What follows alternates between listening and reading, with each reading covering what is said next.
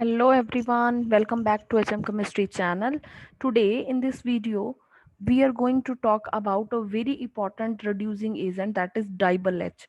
Okay, तो lithium aluminium hydride sodium borohydride के बारे में मैंने ऑलरेडी वीडियो बना दी है रिएजेंट्स के ऊपर. Now DIBAL H that is something new. Okay, तो डाइबल H की जो फुल फॉर्म है that is di iso butyl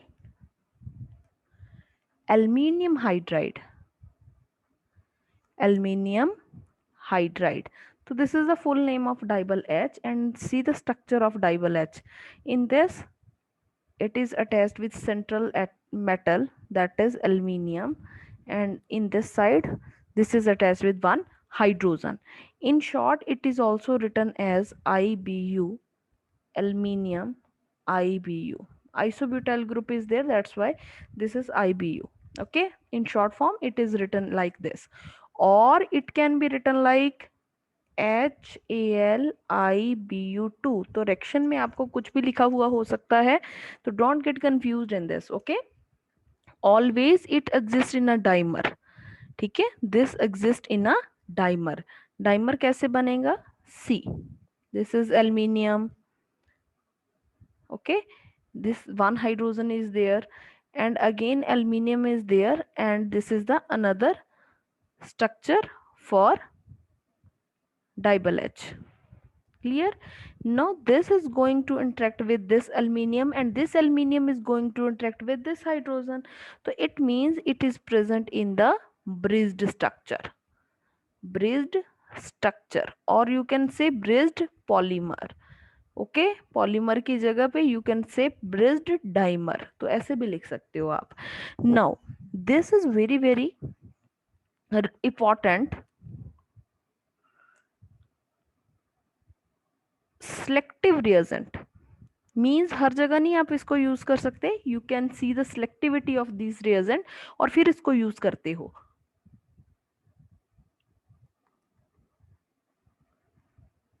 it is a mild reagent.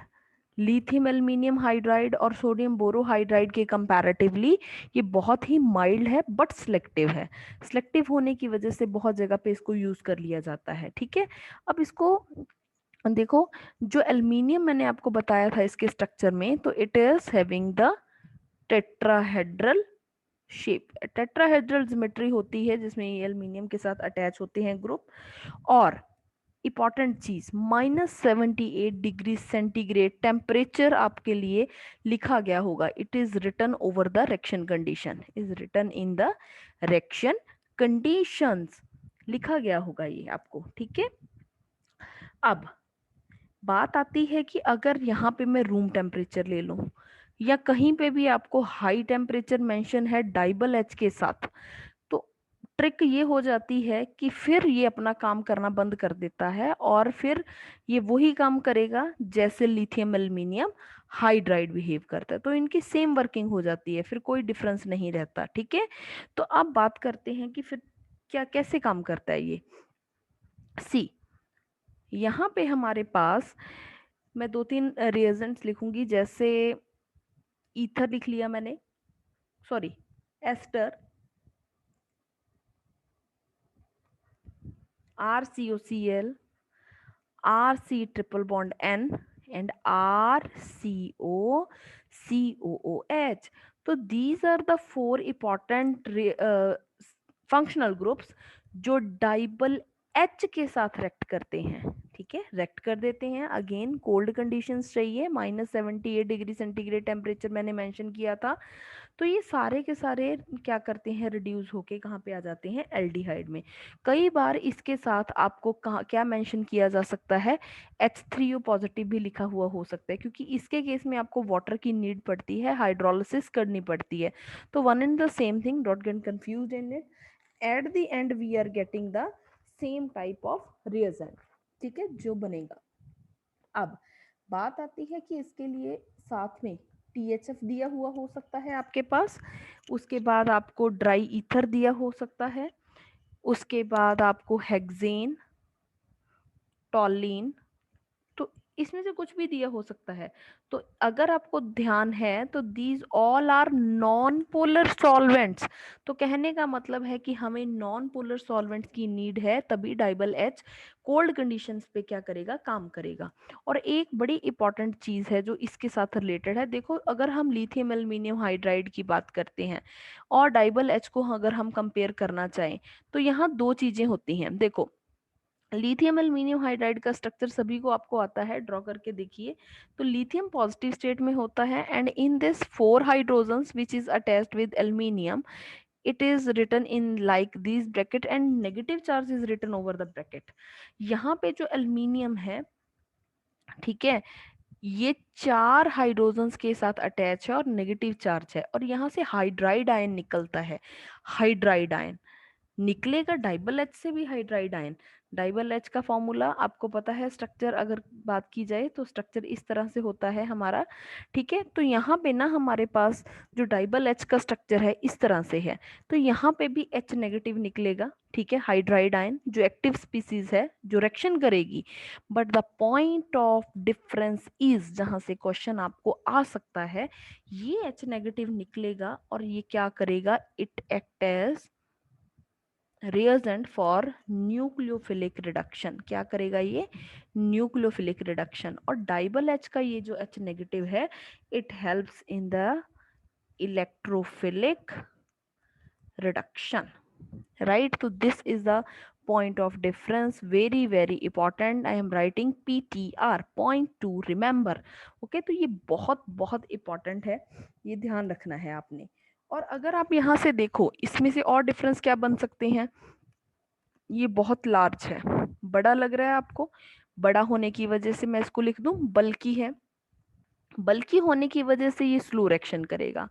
Same अगर ये इसको देखो तो ये स्मॉल है, ये क्या कर सकता है, फास्ट रिएक्शंस कर सकता है। ये डिफरेंस है इन दोनों में। तो मैं एक दो रिएक्शंस आपको करके दिखाती हूँ, ठीक है। देखिए, सपोज करो मेरे पास इस तरह का कोई मॉलिक्यूल है RCOCl and I am writing DIBAL H, इसके साथ मैंने रिएक्शन की -78 डिग्री सेंटीग्रेड।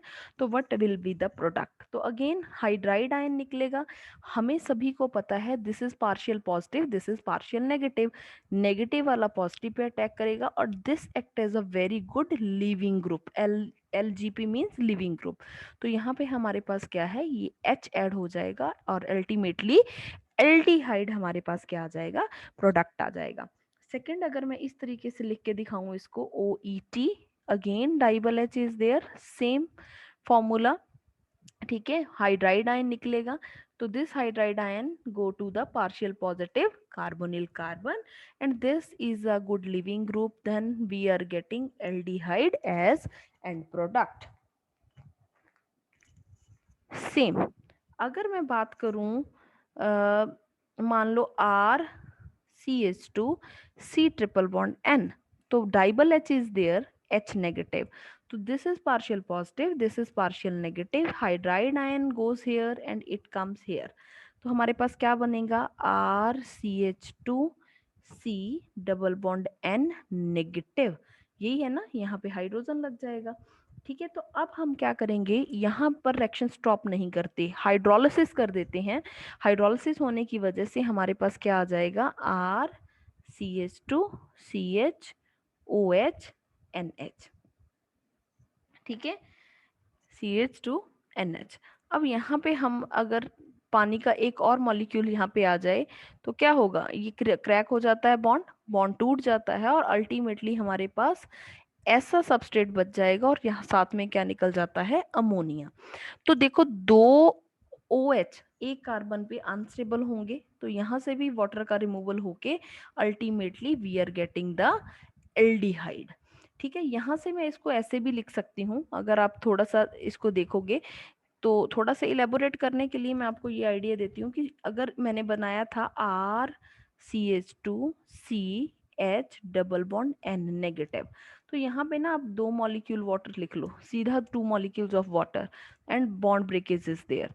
तो इस तरीके से भी आप इसको कर सकते हो, ठीक है। तो this is RCH2 CH OH, OH is there and this negative जो था यहाँ पे अमोनिया बनेगा, एक H ले लेगा और वाटर की रिमूवल होने की वजह से at the end we are getting aldehyde. तो ये बहुत बहुत इंपॉर्टेंट है। और अगर मैं बात करूं लैक्टोन्स के केस की, if we talk about the lactone case, तो पहली बात तो लैक्टोन होते क्या हैं। लैक्टोन 4 मेंबर्ड में भी हो सकते हैं, 5 मेंबर्ड में भी हो सकते हैं, ठीक है, 6 मेंबर्ड में भी हो सकते हैं। तो इस तरीके से हमारे पास लैक्टोन्स आते हैं। तो कार्बोनिल कार्बन जो ग्रुप है, ठीक है, कीटोनिक ग्रुप, उसके साथ ओ लगा हो रिंग में, तो उसको क्या बोलते हैं, इलेक्ट्रॉन। यहाँ पे डाइबल एच अगर रेक्ट करेगा तो this is a point of difference, again very very important. यहाँ पे एल्डिहाइड नहीं बनेगा, यहाँ पे क्या होता है, बॉन्ड ब्रेकेज हो जाती है। कैसे बॉन्ड ब्रेकेज होती है, देखो ये H नेगेटिव आएगा, H negative attack on this carbon because this is partial positive partial negative, और बॉन्ड क्या है, रिंग खुल जाती है, ओपन अप हो जाती है। तो यहाँ पे तो एल्डिहाइड ही बनेगा और यहाँ पे हमारे पास क्या बन जाता है, OH, ठीक है। तो this is known as lactol. Lactol means OH आ गया, वैसे लैक्टोन था बट यहाँ पे OH होने की वजह से ओल ग्रुप लग गया। सेम जब इसको आप ओपन अप करोगे तो यहाँ पे भी हमारे पास इस साइड में एल्डिहाइड, ठीक है, और यहाँ पे OH, ठीक है। तो this is very very important thing. Now एक रिएक्शन और करके देखते हैं हम कि इसको कैसे लिख सकते हैं। सपोज करो मैंने आपको रिएक्शन दे दी CH3C triple bond CH2 double bond CH2C triple bond N। तो just balance the hydrogens here. Suppose this kind of fraction is given, okay, and we have double H for reduction -78 degree centigrade, dry ether is a condition, ये आपको दे दिया गया। तो अब आपने reaction करनी है। मैंने कहीं पे भी इस वीडियो में ये मेंशन नहीं किया कि डाइबल एच डबल बॉन्ड को या ट्रिपल बॉन्ड को क्या करता है, रिड्यूस करता है, नहीं बताया मैंने सिर्फ आपको 4 रिएजेंट बताए थे। याद रखोगे आप, ट्रिपल बॉन्ड, डबल बॉन्ड, कहीं NO2 आ जाए, ईथर आ जाए, मैंने कुछ मेंशन नहीं किया ऐसा, नाइट्रोसो आ जाए या फिर RX ग्रुप आ जाए, कुछ भी ऐसा हो, डाइबल एच का इसके ऊपर कोई रोल नहीं है। तो रोल नहीं है तो रोल तो 4 चीजों पे था, मैंने बताया था C ट्रिपल बॉन्ड N पे था, ठीक है। और उसके बाद मैंने आपको ये बताया था कि ये एस्टर को रिड्यूस करता है। उसके बाद मैंने आपको ये बताया था कि ये हमारे पास RCOCl को कर सकता है और उसके बाद RCOCOH को कर सकता है। तो इसका मतलब इस पूरी रिएक्शन में, ठीक है, 1 2 3 4 5 6 7 8 9, तो इसको करेगा। बाकी सारी की सारी रिंग को आप ऐसे ही, जो सॉरी चेन जो है उसको ऐसे ही नोट डाउन कर लो। तो हमारे पास ये सारा का सारा ऐसे ही पड़ा रहेगा। इसकी जगह पे क्या लगना चाहिए, CHO, दैट्स इट, सेम, और अमोनिया साथ में निकल जाएगा, ठीक है। तो वेरी वेरी सिंपल स्टूडेंट्स, बस जस्ट आपने रिएजेंट्स को रिमेंबर करना है कि कौन सी चीज हमारे पास कहाँ पे लगेगी, ओके।